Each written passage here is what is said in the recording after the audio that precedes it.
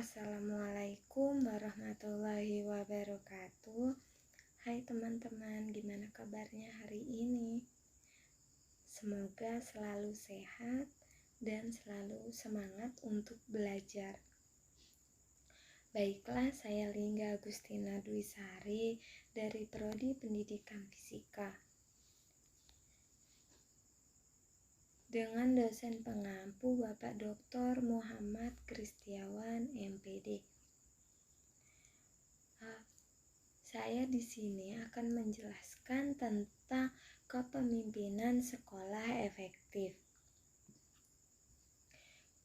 Yang pertama yaitu konsep kepemimpinan. Kepemimpinan atau leadership merupakan hal yang sangat penting di dalam sebuah lembaga pendidikan.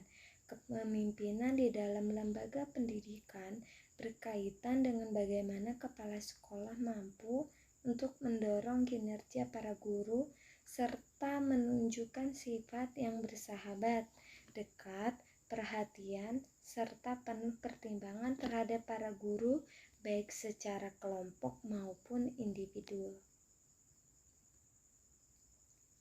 Menurut Priyansa pada tahun 2014, kepemimpinan kepala sekolah yang efektif adalah kepemimpinan yang mampu memberdayakan seluruh potensi yang ada di sekolah dengan optimal, sehingga guru, staf, dan pegawai lainnya ikut terlibat dalam mencapai tujuan dan sasaran yang telah ditetapkan sekolah. Yang kedua, faktor yang mempengaruhi perilaku kepemimpinan. Menurut Asmendri pada tahun 2015, perilaku seseorang pemimpin dalam melaksanakan tugas dipengaruhi oleh beberapa faktor yang dikelompokkan, yaitu faktor internal. Faktor internal adalah faktor yang berasal dari dalam diri pemimpin itu sendiri. Misalnya,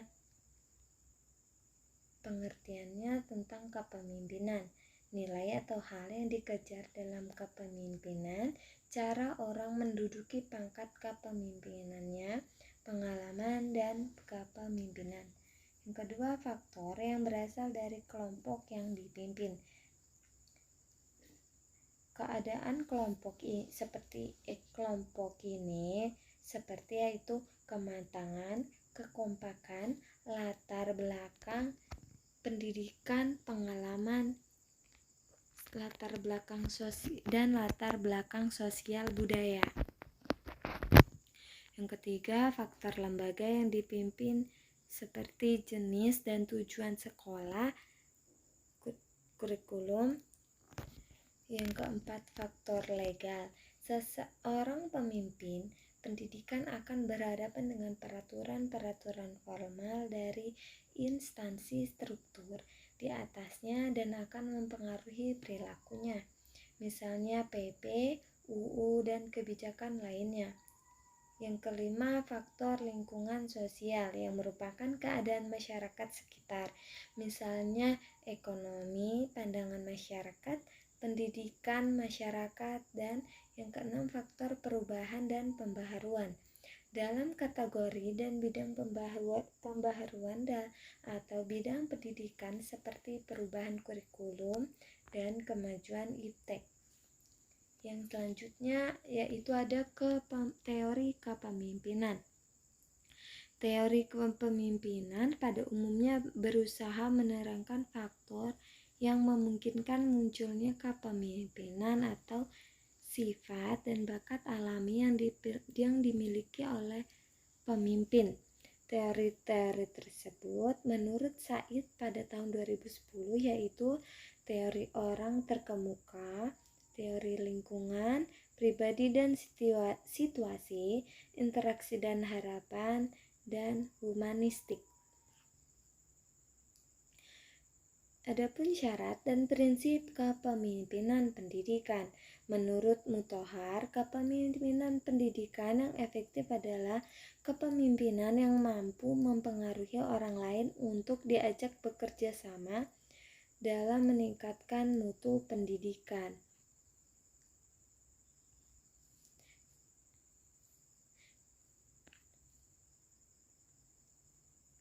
Syarat dan proses seorang pendidikan menurut Asmendri pada tahun 2012 yaitu seorang pemimpin harus memiliki kepribadian yang terpuji.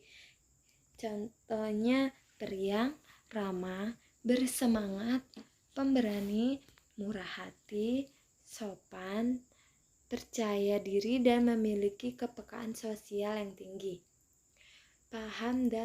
Yang kedua, paham dan menguasai tujuan yang hendak dicapai dan mampu mengkomunikasikan kepada bawahan dan stakeholder.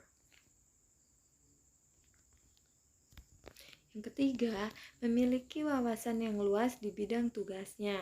Yang keempat, berpegang pada prinsip umum berpendidikan seperti konstruktif, kooperatif, kreatif, partisipasi, pendelegasian yang baik, memahami dan menerapkan prinsip kepemimpinan Pancasila yang dikembangkan Ki Hajar Dewantoro.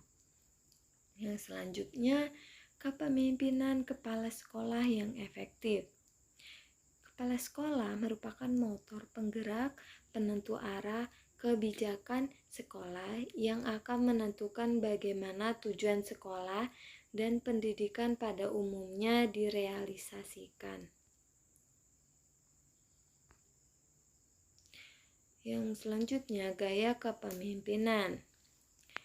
Gaya kepemimpinan ada beberapa, yaitu tipe otoriter, yang merupakan pemimpin yang membuat keputusan sendiri karena kekuasaan yang terpusat dalam diri satu orang. Yang kedua, demokratis, yang merupakan pemimpin yang berkonsultasi dengan kelompok mengenai masalah yang menarik perhatian mereka, serta mereka dapat menyumbangkan sesuatu. Yang ketiga, kendali bebas, yang merupakan pemimpin memberi kekuasaan pada bawahan.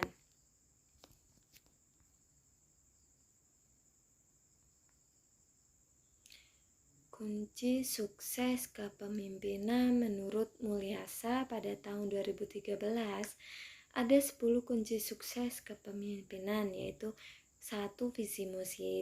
Visi dan misi yang utuh, 2. Tanggung jawab, 3. Keteladanan, 4. Memberdayakan staf, 5. Mendengarkan orang lain, 6. Memberikan layanan prima, 7. Mengembangkan orang, 8. Memberdayakan sekolah, 9. Fokus pada peserta didik, dan yang ke-10 manajemen yang mengutamakan praktik. Nah, itulah video yang bisa saya sampaikan. Kurang lebihnya saya mohon maaf. Saya akhiri. Wassalamualaikum warahmatullahi wabarakatuh, dan sampai jumpa di video selanjutnya. Bye-bye.